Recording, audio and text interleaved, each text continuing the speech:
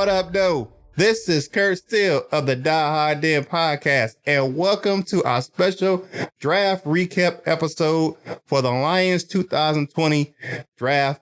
Hey, I'm here as always with my man, Seany J. What's up, good people? Hey, Seany J, my man. Hey, you know we got to do one. Tell me something good. Hey, the NFL did the draft-a-thon this weekend for the NFL draft.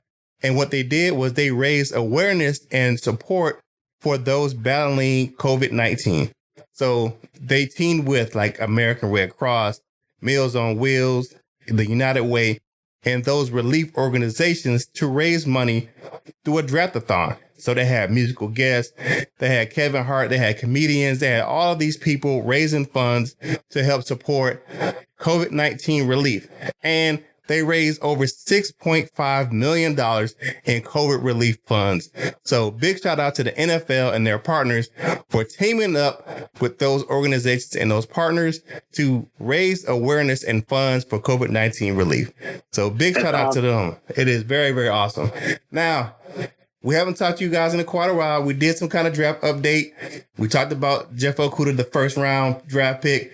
But now let's go over our overall draft for the Detroit Lions. So first thing, what we're going to do is we're going to go ahead and look at who we drafted overall in the draft. So we all know in the first round, we picked up Jeff Okudah, the cornerback out of Ohio State. We drafted running back DeAndre Swift. In the second round, the third round, we took Julian Okwara, Romeo's little brother, guard Jonah Jackson from Ohio State, guard Logan Stenberg from Kentucky, wide receiver Quintez Cephas out of Wisconsin. In the fifth round, also in the fifth round, we took running back Jason Huntley out of New Mexico State. Round number 6, we took defensive lineman John Pensy out of Utah. Penicilli. Okay. And then the final pick we took in the draft, we took defensive lineman Jason Cornell out of Ohio State. Now, one thing, I think that the Lions had a good draft. What do you think, my man?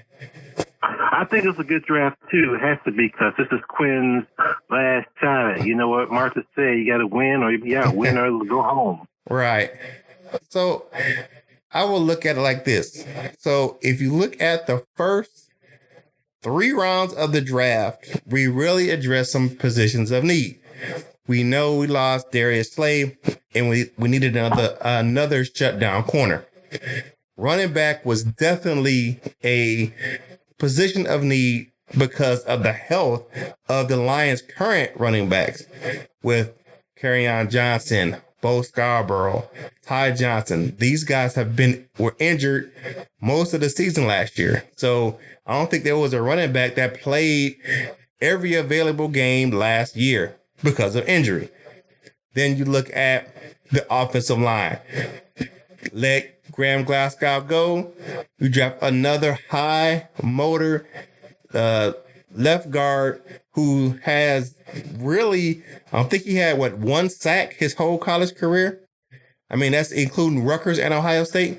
So, I mean, and we picked up another mauler out of Kentucky at the offensive line as well. And we got a edge rusher in Julian Okwara. So I think that they addressed some positions of need. Now, is it a slam dunk draft? No one knows. No one can really evaluate a draft until 2 or 3 years down the road. Now, looking at the national ratings for us, the draft grades for the Lions.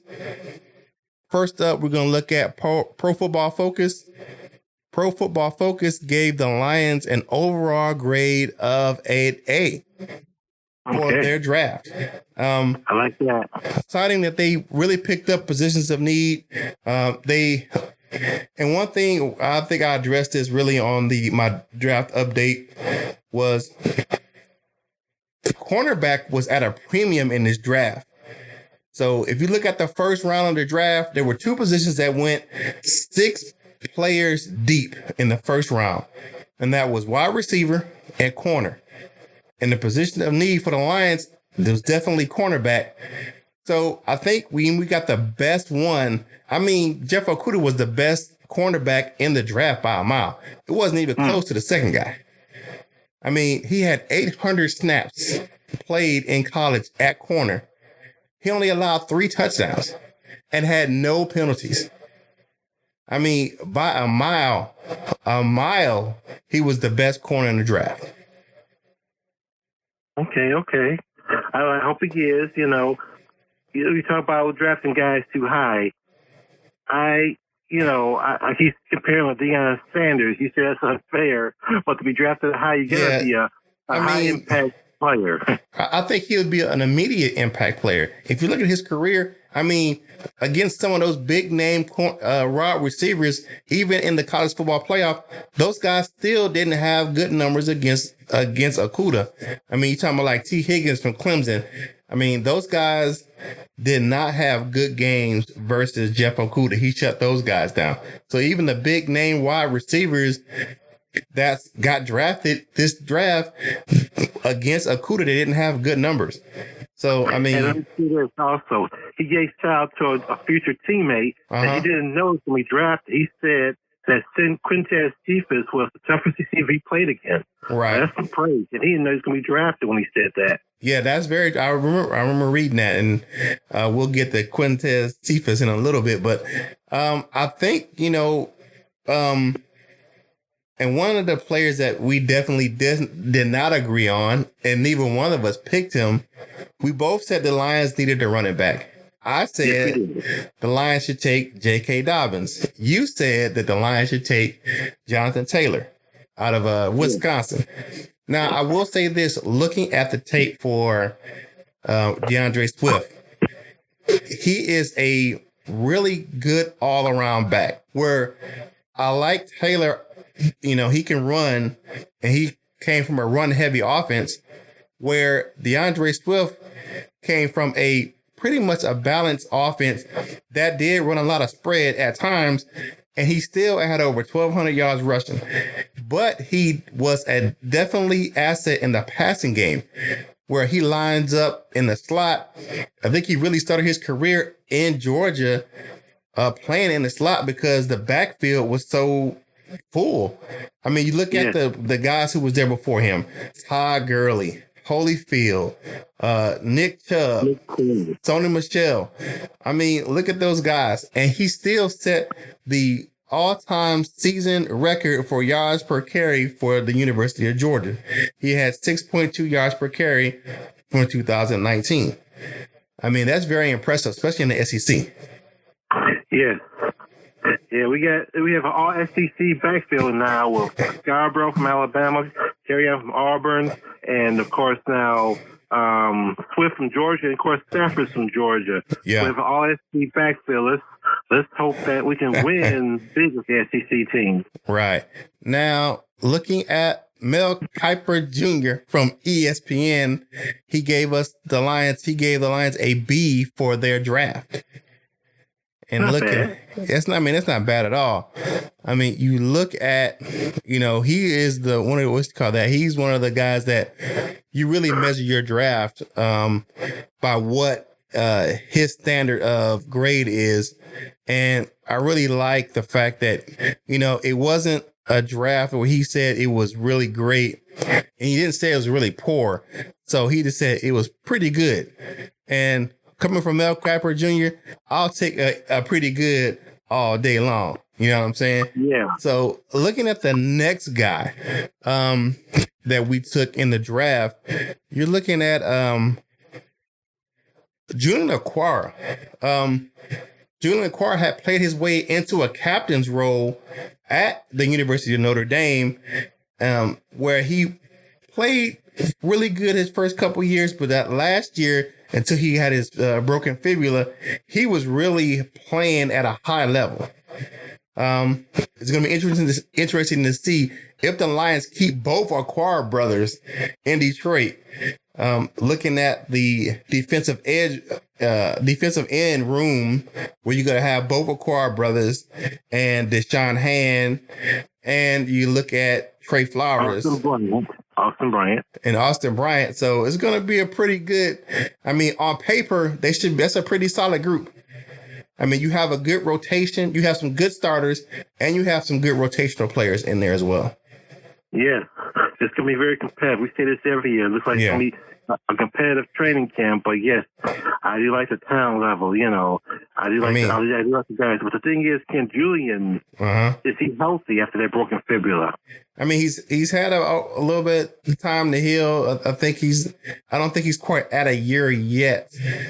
He will be if the season start on time. I think he'll be ready to go. I didn't see any hitching his get up or anything like that, lately. So I think he's pretty good. I mean, he broke it 9 games into the season. So I think he should be pretty healthy coming into the 2020 NFL season. I don't think that, what do you call that? I don't think he's one of those guys who's going to be expected to start right away, but he's going to be an impact player on a rotation basis.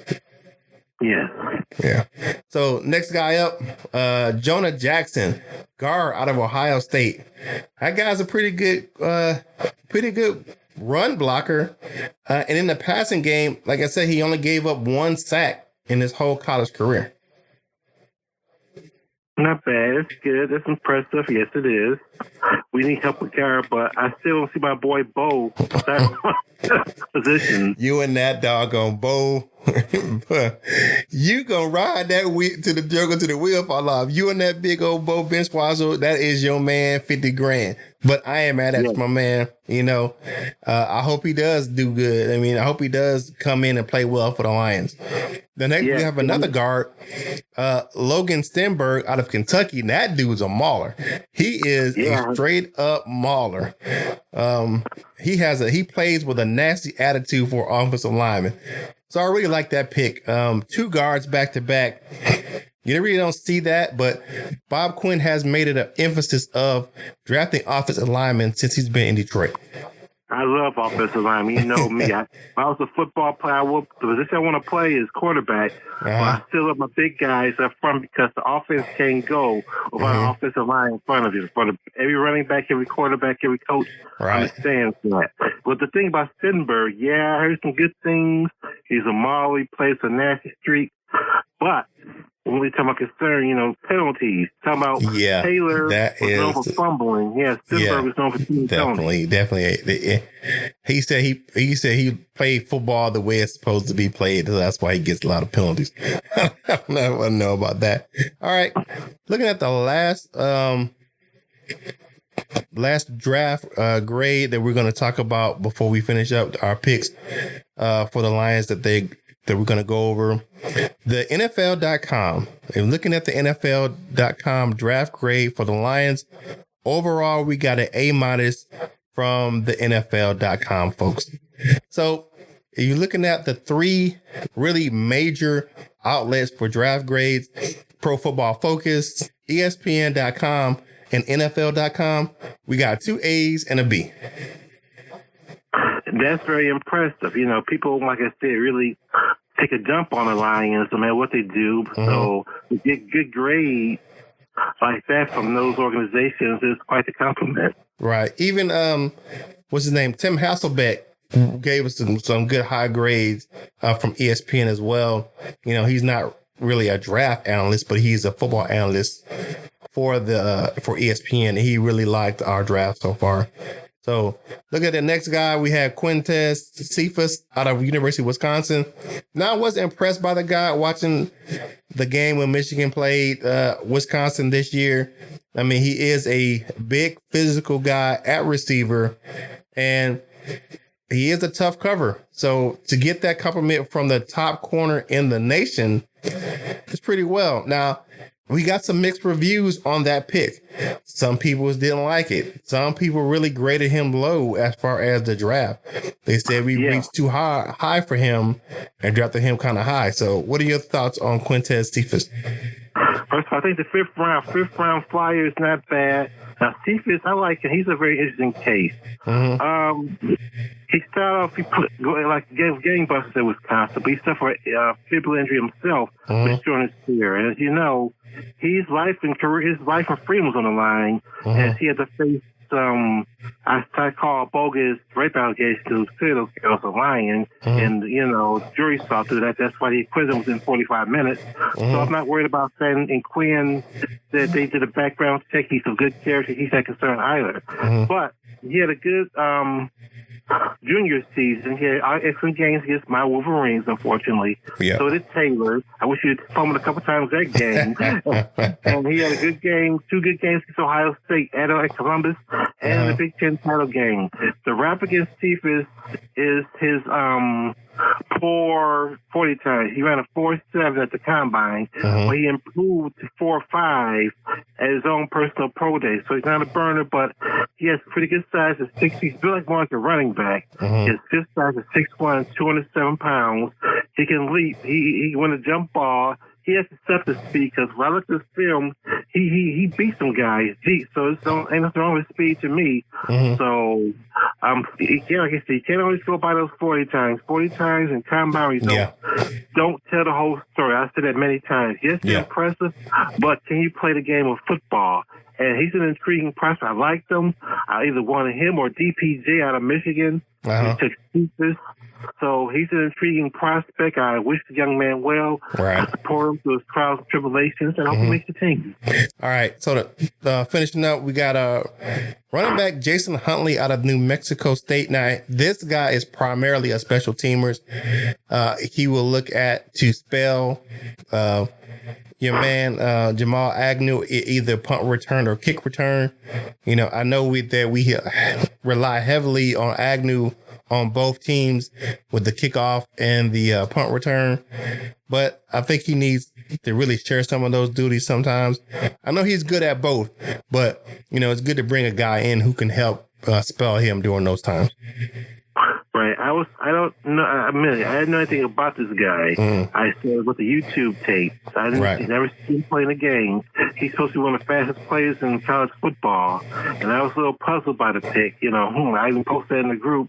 But he does have some talent. He gets a lot of speed. And your added speed kills. So he might even beat out Ty Johnson for a running back spot. Maybe him and Swift can beat out Ty Johnson and the other and one of those other veterans for the final 2 running back spots. Right. So we shall see.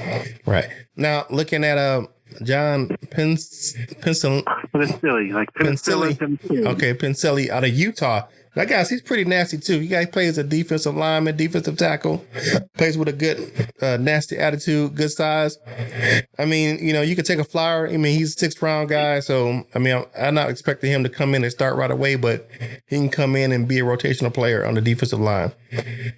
Yeah, this the fourth or third day in the draft, round 6 or 7, where you can take a chance on somebody who may have character issues or whatever, or a project if you can afford that, or maybe find a sleeper who didn't really get much press, but is a pretty good player. Penicilli might fit that bill. He has good size, like I said, it's a pretty good run stopper. Right. Now, running out the draft and pick number 235 in round 7 was the defensive lineman Jason Cornell out of Ohio State.